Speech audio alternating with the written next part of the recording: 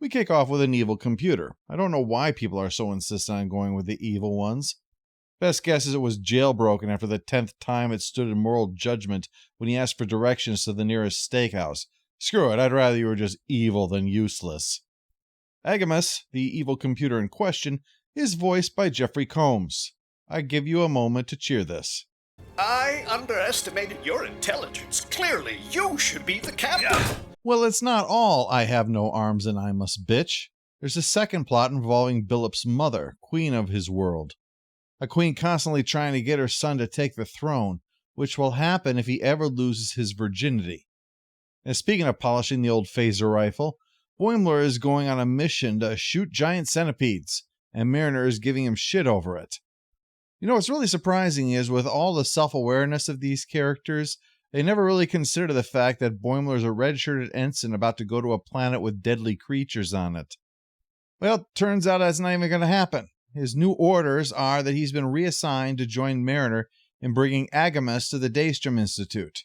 From a bug hunt to debugging, that's gotta hurt.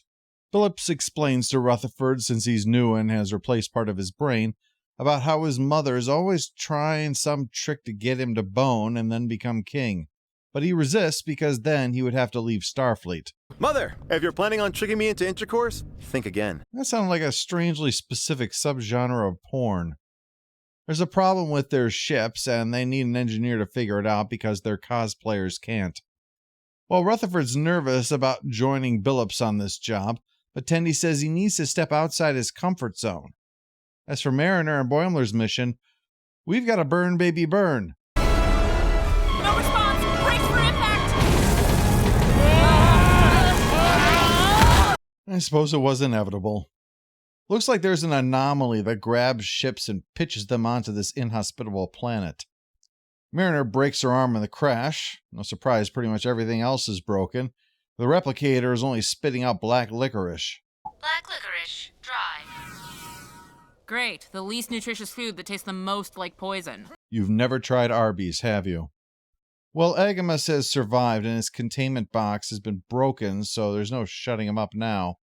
While they deal with that, Rutherford joins Billups on his people's overdone ship.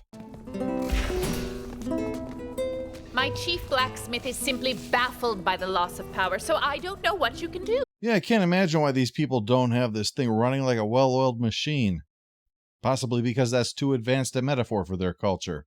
Just have to run a full diagnostic from the bottom up. You can run your full diagnostic along my bottom up, my liege. That was one extremely long double entendre. That's a triple entendre. It's a menage a trois.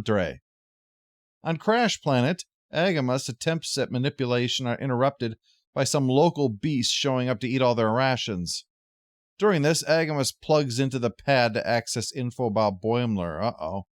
Now it knows all about those attempts to get on the Federation's Got Talent with his Miles O'Brien one-man show. A new day means they're going to have to venture out to survive, and Boimler rigs up a sling to bring Agamus. Over Mariner's objections, they should just bury it somewhere.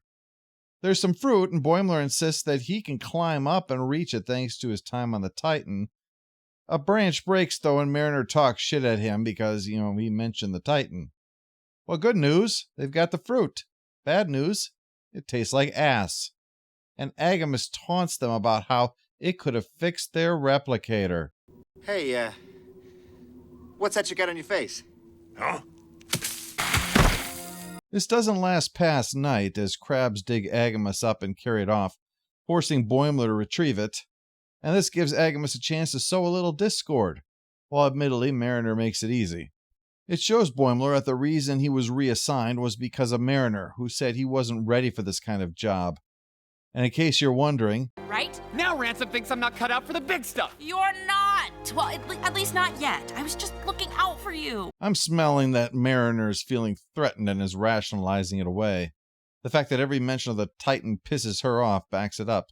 She wants to believe Boimler's not ready so he doesn't get promoted away from her again. It's my hunch, but I'm sticking with it.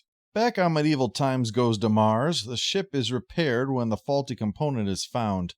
His mother heaps praise on his success by saying she's satisfied with him. But the glow of that praise doesn't last. When Billups heads back to speak to the captain, there's an explosion, killing the Queen and Rutherford. Not only is Billups horrified that they messed up so badly that, well, this happened, it's now left no choice but to wet his wick and become king. Tendy's horrified when she finds out, since Rutherford likely wouldn't have gone over there if not for her pushing him to get out of his comfort zone. Meanwhile, Mariner tries to take over things, but with a broken arm, she can't use force on Boimler, and he is not above using it on her when she's finally pushed him too far. Oh, please. Like you would ever have the guts to... Ah! Everyone saw that coming but you, Mariner. The reason for this fight is that Agamas says the ship is intact engines and Boimler wants to make use of it, but Mariner won't. Now that she's out, there's no stopping Boimler from using Agamas to get in the ship. So while he goes off to do that very stupid thing, Tendy discovers that Rutherford's implants are still intact, and she may be able to do something for him. And she can. She can go find him. And the Queen, both alive and feasting. Rutherford, of course, had no idea this scheme was to get Billups laid. Now he's got to stop it. Huh? Where's Billups? Did his kingdom come? With Rutherford saving the day through cock-blocking, we can now return to Boimler. He takes a gleeful Agamas over to the navigation controls, only the panel is closed and can't be opened without a source of power. Agamas gives Boimler access to its own battery, so he hooks that up.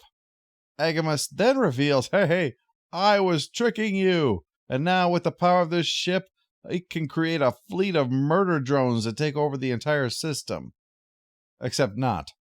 Turns out that Boimler was the one doing the tricking here, getting access to the battery in order to power a distress call. So that means they get rescued, and Agamas... Someone! You'll regret this! I'll never survive in here, my rig is too pimped. Getting Boimler and Mariner back together again is a good move, especially giving him the chance to take the lead over her resistance rather than her leading to his terror and or exasperation. In a galaxy where the Federation has entirely Scottish worlds, it really doesn't surprise me that someone would say, Dragon Planet? We could just stay away from that dangerous place, or we could play lords and ladies forever and ever. The virginity plot is the reason for the title, which comes from Shakespeare's Venus and Adonis, and considering she was the goddess of love and his name refers to a perfect masculine specimen, you can bet the line is about shagging. Throw in another standout performance by the great Jeffrey Combs, and you have the makings of a memorable half hour.